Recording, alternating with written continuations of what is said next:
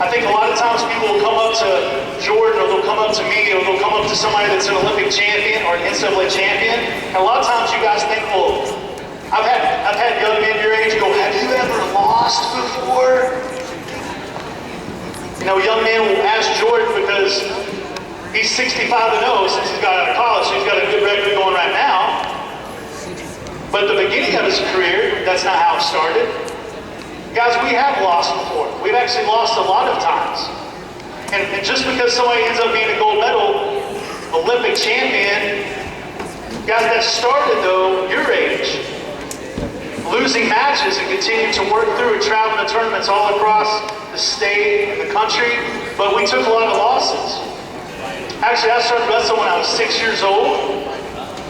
So I was born and raised in Amarillo, Texas. I started when I was 6 years old, and actually my record, my first year, was 0-20. So how many matches did I win?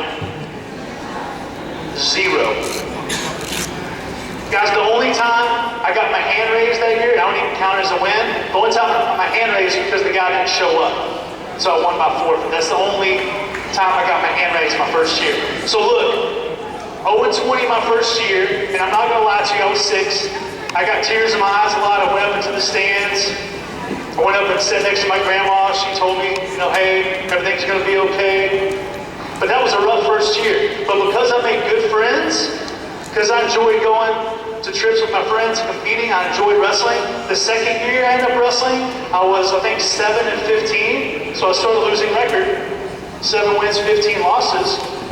But I had great friends in wrestling. I enjoyed traveling. I enjoyed coming to practice and spending time with my buddies. I enjoyed competing.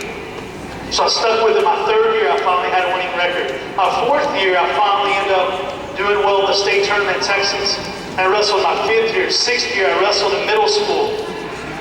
I went into high school and wrestled. I ended up winning the state tournament 3 times in high school. And I started studying really hard in middle school, started studying, making good grades in middle school, and making good grades in high school. School was really important to me, so I created the opportunity to go to the University of Pennsylvania. So I went and wrestled in college at the University of Pennsylvania in Philadelphia.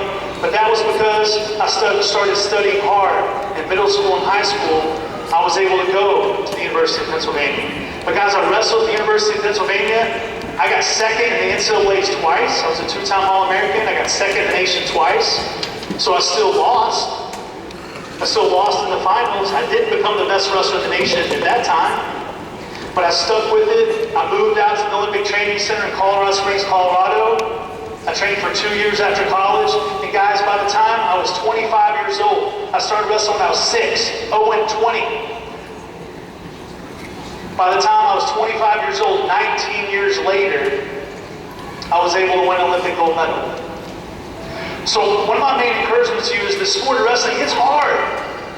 That's why not everybody does. I'm sure you have friends, right? They don't want to wrestle because they're like, that's too hard. Or they see you maybe go out there and maybe, you know, you don't win every match. Sometimes when you're younger, we get hit, it's tough. Wrestling's hard. That's why not everybody does it. But guys, if you stick with this sport, if you keep putting the time and commitment in, you keep working extra hard, coming to clinics like this, you probably have some buddies that could have come today, they didn't come, huh? You probably know some wrestlers that could have come today. Maybe they decided not to come today. But you did, because you decided to put this extra work. This is going to pay off for you.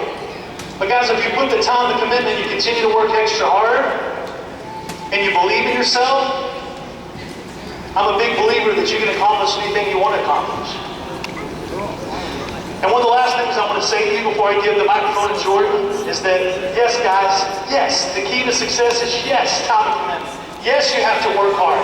Yes, you have to believe in yourself. You may hear that stuff a lot. I'm going to keep telling you that stuff. It's true. But guys, I'm also a big believer that one of the keys to success, too, is making good decisions. And good decisions that all of you can make is being respectful to adults. Some of you young men have come up today. I've listened to you with Jordan and I. You come up and said, hey, thank you so much for coming today. Thank you, sir. I really appreciate your time.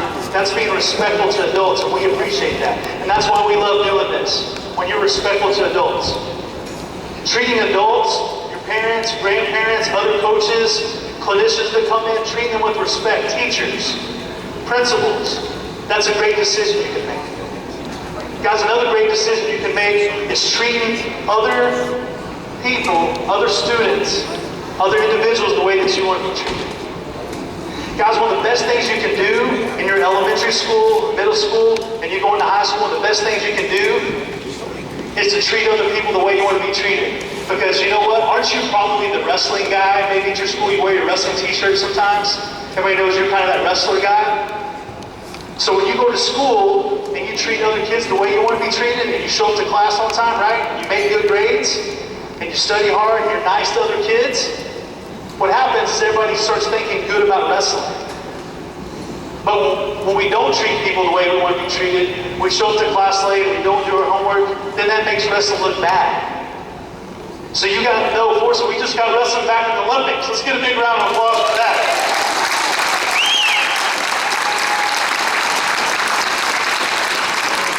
Guys, the way we're going to keep wrestling in the Olympics and keep it growing in Pennsylvania and New Jersey and Texas and all across the world is that we have to be great representatives of wrestling. We have to be yes sir, no sir, yes ma'am, no ma'am, nice young men. We have to treat other people well and study hard and make good grades. When you do that, wrestling looks great. It will continue to grow. So guys, respecting adults, studying hard, and treating other people the way you would be treated, that's a great decision. And I'm really a big believer that that's one of the keys to success too. Because I'll tell you what's great about this guy is, yeah, he's an Olympic champion, he's a 3-time world champion, he's an NCAA champion, but you know what? If, and this is not true, but if he was arrogant, if he was mean to people, if he didn't treat people well, it wouldn't be that impressive to me. But the fact that he is very humble, the fact that he's respectful, the fact that he wanted to come here today and spend time with you guys and pour into your lives, and he actually really enjoys doing it because he cares about helping you, and he does it with a humble, grateful attitude, that's what makes him really impressive to me. Because I know a lot of people that are less successful than him that are really arrogant. And this guy's one of the most successful wrestlers in the world, and he's very humble, he's very respectful. So point being, guys, you can become the best in the world, but what's even more important is being a young man, being a man with character and integrity that realizes life isn't all about you. And you think of other people more than you think of yourself. I think that's a great decision that you guys can make, okay? So that's the last thing I might say. I want to give Jordan a few moments here to share with you.